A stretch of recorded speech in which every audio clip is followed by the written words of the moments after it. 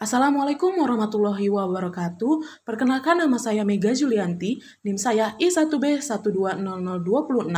Di sini saya akan menjelaskan kembali tentang materi pada mata kuliah perencanaan bahasa yang telah dijelaskan pada minggu-minggu lalu. Selanjutnya saya juga akan menjelaskan tentang jurnal yang telah saya resum untuk materi perencanaan bahasa ini. Dan kebijakan perencanaan bahasa sesuai dengan konteks kebahasaan. Di sini terdapat fungsi bahasa Indonesia sebagai bahasa negara, yaitu pertama bahasa resmi negara Indonesia, yang kedua ada bahasa pengantar dalam pendidikan, yang ketiga ada bahasa penghubung tingkat nasional, dan keempat adalah alat pengembangan pengetahuan dan teknologi. Dapat disimpulkan, kebijakan bahasa merupakan satu pegangan yang bersifat nasional, untuk kemudian membuat perencanaan bagaimana cara membina dan mengembangkan suatu bahasa sebagai alat komunikasi verbal yang dapat digunakan secara tepat di seluruh negara dan dapat diterima oleh segenap warga yang secara lingual, etnis, dan kultur berbeda. Itu menurut Chair pada tahun 2010. Selanjutnya ada 4 kebijakan bahasa yang sedang ditetapkan di Indonesia atau yang sedang diterapkan di Indonesia, yakni pada pasal 32 dan 36 Undang-Undang 1945, kedua ada Undang-Undang nomor 24 tahun 2019, ketiga ada Perpres, Peraturan Presiden nomor 10 tahun 2010, dan terakhir ada Permendag nomor 22 tahun 2010.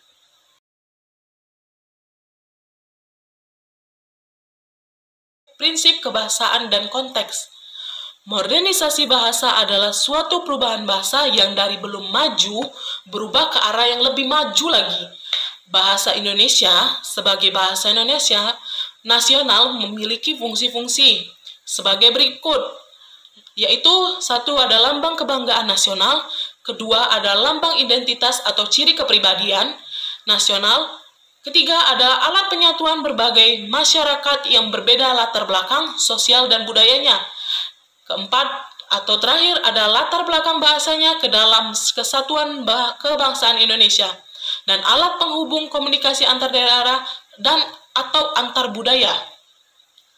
Bahasa yang modern adalah bahasa yang memiliki kemampuan mewadai konsep-konsep ilmu pengetahuan dan teknologi modern dan menjaga stabilitas komunikasi dengan sesama acuan pengertian suatu bentuk dipahami oleh kedua seperti yang dimaksud oleh orang pertama atau pembicara dan sama pula dengan pengertian yang berkembang di tengah-tengah masyarakat. Positif. Pertama saya akan menjelaskan dampak negatifnya dulu pada modernisasi bahasa. Yaitu yang pertama ada eksistensi bahasa Indonesia terancam, terpinggirkan karena bahasa sangat erat kaitannya dengan budaya. Sebuah generasi, kalau generasi negeri ini kian tenggelam dalam pembusukan bahasa Indonesia yang lebih dalam. Mungkin bahasa Indonesia akan semakin berat dalam memanggul bebannya sebagai bahasa Indonesia, bahasa nasional, dan identitas bangsa. Bahkan, generasi muda inilah yang paling banyak menggunakan dan menciptakan bahasa gaul di masyarakat. Selanjutnya, dampak yang kedua ada menurunnya derajat bangsa Indonesia, motivasi untuk belajar dan menguasai bahasa asing yang lebih tinggi daripada belajar dan menguasai bahasa sendiri. Kenyataan adanya efek sosial yang lebih baik bagi orang yang mampu berbahasa asing daripada berbahasa Indonesia. Hal inilah yang lebih menurunkan lagi derajat bahasa Indonesia di mata orang awam. Itulah tadi dua dampak negatif dari modernisasi bahasa. Selanjutnya saya akan menjelaskan dampak positif dari modernisasi bahasa. Yaitu yang pertama ada satu, keberhasilan di dalam perencanaan bahasa, khususnya dalam kedudukan bahasa Indonesia sebagai bahasa nasional atau bahasa negara. Yang kedua ada berbagai aspek kehidupan tertuang dalam berbagai tulisan di media cetak dan elektronik, serta wawancara, dialog, ataupun gelar wicara. Yang ketiga, dapat berkomunikasi dengan warga negara lain yang bahasanya tidak sama dengan bahasa Indonesia melalui bahasa internasional. Yaitu pada pasal 26 yang berbunyi bahasa Indonesia wajib digunakan dalam peraturan perundang-undangan. Pada pasal 27 berisikan tentang bahasa Indonesia wajib digunakan dalam dokumen resmi negara. Dan pasal 28 atau pasal terakhir yaitu berbunyi bahasa Indonesia wajib digunakan dalam pidato resmi presiden, wakil presiden, dan penjabat negara yang lain yang disampaikan di dalam negeri. Berarti ketika dia berpidato di negara kita, yaitu negara Indonesia, presiden dan wakil presiden dan serta penjabat negara harus menggunakan bahasa Indonesia, bahasa atau interdisipliner. Interdisipliner adalah interaksi intensif antara satu atau lebih disiplin, baik yang langsung berhubungan maupun yang tidak, melalui program-program penelitian dengan tujuan melakukan integrasi konsep, metode, dan analisis. Multidisipliner adalah penggunaan beberapa disiplin untuk bersama-sama mengatasi masalah tertentu. Pertama, kajian gabungan dua disiplin ilmu, yakni kajian bahasa dan kajian ilmu lain di luar bahasa. Yang termasuk dalam bidang linguistik interdisipliner adalah fonetik, stilistika, filsafat bahasa, psikolinguistik, sosiolinguistik, etnolinguistik, filologi, semiotika, epigrafi, antropolinguistik, linguistik forensik, neurolinguistik, patologi bahasa, genolinguistik, ekologi bahasa atau ekolinguistik. Gunakan tinjauan berbagai sudut pandang ilmu serumpun yang relevan secara terpadu. Yang dimaksud dengan ilmu serumpun ialah ilmu-ilmu yang berada dalam rumpun-rumpun ilmu tertentu, yaitu rumpun ilmu-ilmu kealaman atau yang disingkat dengan IIK. Ada juga rumpun ilmu-ilmu sosial atau yang disingkat dengan IIS, atau rumpun-rumpun ilmu budaya atau yang disingkat dengan IIB sebagai alternatif.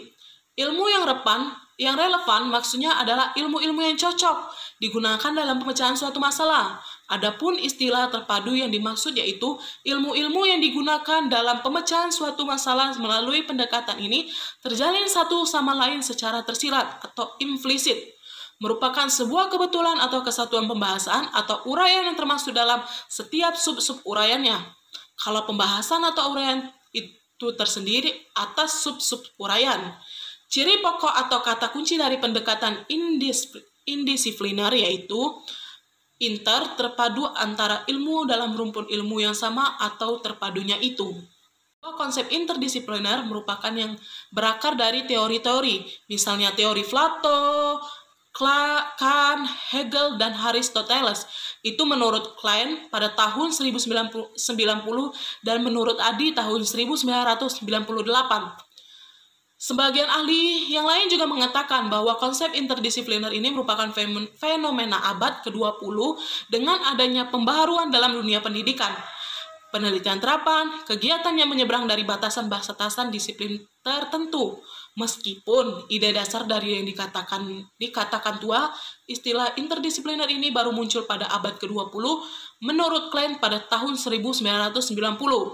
Studi interdisipliner ini dilakukan peneliti dan banyak praktisi karena studi itu dapat menjawab situasi yang kompleks, menjawab permasalahan yang luas, meneliti hubungan antar disiplin, menjawab masalah yang ada di luar lingkup dan salah satu disiplin yang ada dan mendapatkan keutuhan pengetahuan baik dalam skala terbesar maupun skala terluas. Selanjutnya saya akan menjelaskan tentang jurnal yang telah saya resum yang berjudul Pudarnya Bahasa Daerah di Tengah Arus Modernisasi Studi Kasus pada Masyarakat Desa Ulima, Kecamatan Ambalau, Abdillah, Arasaulisa. Saya mengambil judul tentang modernisasi bahasa ya. Ini dari IAIN Ambon pada tahun 2022. Desa Ulima adalah desa yang sering membangun interaksi dengan bahasa Indonesia, jarang saling berinteraksi dengan bahasa daerah. Dari para kalangan orang tua dan generasi muda, mutakhir pada secara fakta dan sejarah dari puluhan tahun lalu masyarakat tersebut menjaga bahasa daerah dengan sangat kuat. Namun, adanya pengaruh modernisasi sehingga bahasa itu sudah mulai punah dengan perlahan dikarenakan masyarakat kurang menjaga dan melestarikan bahasa tersebut. Hingga terjadi gesekan ini juga bagian dari adanya patologi sosial berbahasa di daerah. Masyarakat Desa Ulima lewat infrastruktur pembangunan adat cukup memadai karena terdapat pelabuhan kapal, jaringan telekomunikasi, sumber kehidupan atau ekonomi masyarakat tersebut adalah pedagang asongan juga kamburu. Namun, demikian aspek kebudayaan itu kurang dilestarikan dari sisi berbahasa, sehingga bahasa daerah pudar karena disebabkan oleh adanya arus modernisasi. Dari setiap interaksi dalam bentuk bahasa daerah, kebanyakan masyarakat di desa U5 sudah lupa ketika berbahasa, dan kemudian generasi muda sebagian besar tidak tahu bahasa daerah tersebut. Mereka merasa bahwa di desa tersebut tidak terdapat adanya bahasa daerah. Makanya, olehnya, ketika saling menyapa dan kebingungan, juga tidak tahu harus menjawab bagaimana. Semestinya, masyarakat desa U5 harus secara sadar membangun hubungan interaksi bahasa daerah dengan sebaik-baiknya. Dan karena pada dasarnya ini bagian dari melemahnya budaya berbahasa di tengah arus modernisasi. Salah satu dampak dari pembangunan dan perkembangan zaman adalah modernisasi, di mana segala hal yang ada di lingkungan kita harus selalu terupdate atau mengikuti perkembangan zaman. Dampak dari modernisasi yang paling terlihat adalah gaya hidup, entah itu cara berpakaian, bertutur kata, cara belajar, aplikasi teknologi yang makin maju, maupun cara berbahasa. Untuk itu, ada cara untuk menjaga bahasa daerah agar lebih tertarik lagi, yaitu yang pertama, 1. Orang tua. Dalam tindakan ini, orang tua harus berinteraksi menggunakan bahasa daerah, tentunya untuk dapat mensosialisasikan bahasa daerah sebagai sebuah tanggung jawab di dalam kehidupan berkeluarga. Yang kedua adalah kesadaran generasi muda. Generasi tentunya ada kesadaran dan keselarasan dan mampu menjaga bahasa daerah yang betul-betul ada di dalam kehidupan untuk menjadi pelakat dan kekuatan dalam melestarikan kebudayaan. Dan yang ketiga ada masyarakat. Masyarakat sebagai penghubung dalam sistem sosial dan kekerabatan dalam kehidupan sehari-hari dan menjaga kebudayaan yang ada dan bahasa daerah. Sekian yang dapat saya sampaikan pada presentasi materi perencanaan bahasa serta jurnal yang telah saya resum. Sekian, terima kasih. Wassalamualaikum warahmatullahi wabarakatuh.